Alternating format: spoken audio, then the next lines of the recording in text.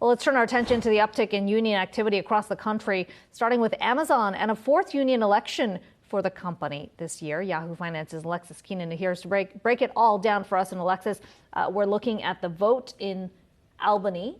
Close to Albany. Close to Albany. When are we expecting that number to come down? It's underway right now. It started at 10 a.m. Eastern time. It's expected to take about 3-4 hours. And so we should have some numbers by this afternoon. But like you said, it would be the fourth time workers for Amazon in their facilities have voted yes or no on union. So let's look at the numbers. This particular facility in Castleton, New York, it has about 400 workers. That's just an estimate, though. Those that say they want a union, they say that they want it because the management is prioritizing profits over people. That's a bit of a vague statement there. But these workers make approximately $17 an hour after pay hike that was at $16 an hour. So if we look at the numbers, that brings the total number of union votes for Amazon to 4.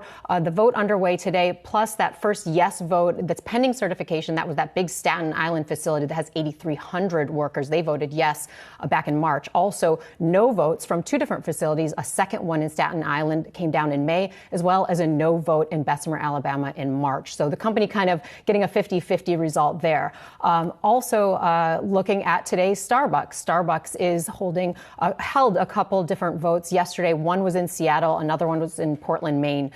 Those workers are going to decide whether to join Starbucks Workers United in that case. And we've seen this get a little contentious. I mean, it's not just Starbucks, but just the very latest for these tensions to flare up within the stores. I mean, what's going on there? Tensions are very high with Starbucks, and that is evidenced by a lawsuit that was filed yesterday by 8 Starbucks workers. They are located in Anderson, South Carolina. This is a unionized store already.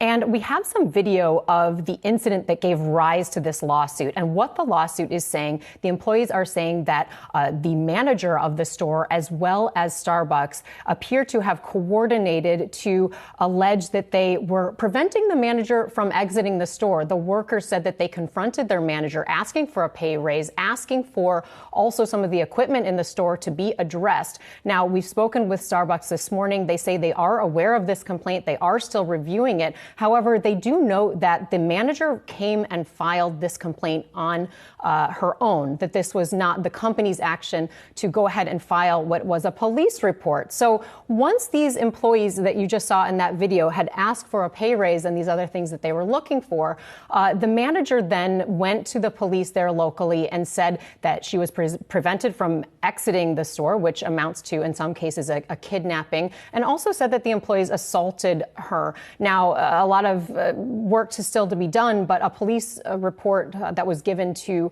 local reporters said that that wasn't the case, that after having reviewed that video, that they found that it was a peaceful incident, that they did let the manager go back and forth at will. So more to be learned there. But the employees in this case were suspended, and I had asked Starbucks whether they were suspended with or without pay. They're still working on giving me answers on that. But the manager in this case also suspended, though, with pay.